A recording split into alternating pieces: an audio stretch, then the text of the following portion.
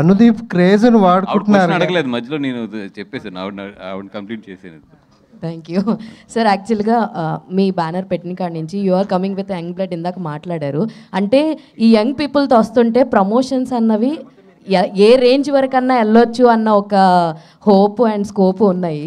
So అదే విధంగానేనా young టీమ్తో continue చేస్తున్నారా, లేదంటే కథలు అండ్ పర్టికులర్గా థింగ్స్ అలాగా సెట్ అవుతున్నాయా? లేదండి, యాక్చువల్లీ వెరీ గుడ్ క్వశ్చన్ అండి. అంటే ఎందుకంటే వీళ్ళతో చేస్తున్నప్పుడు ప్రమోషన్స్ మీరు ఎంత లిమిట్ వెళ్ళినా ఎవరు ఏమనుకోరు, సరే చిన్నపిల్లలు చేశారు ఓకే వాళ్ళు యూత్ కదా అని ఆ ప్రాసలో కొట్టుకెళ్ళిపోతుంటుంది.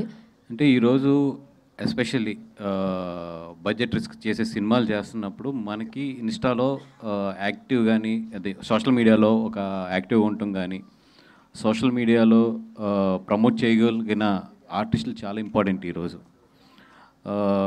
అంటే ఒక సినిమా ప్రమోట్ చేయాలంటే ఈరోజు 100% మనం సోషల్ మీడియా మీద డిపెండ్ అవ్వాలి, తప్పదు. అంటే అప్పుడు కల్చర్ అట్లా మారిపోయింది. ఇప్పుడు సోషల్ మీడియాని కాదంటే దేశాలకు కూలిపోతున్నాయి, మనం లెక్క కాదు.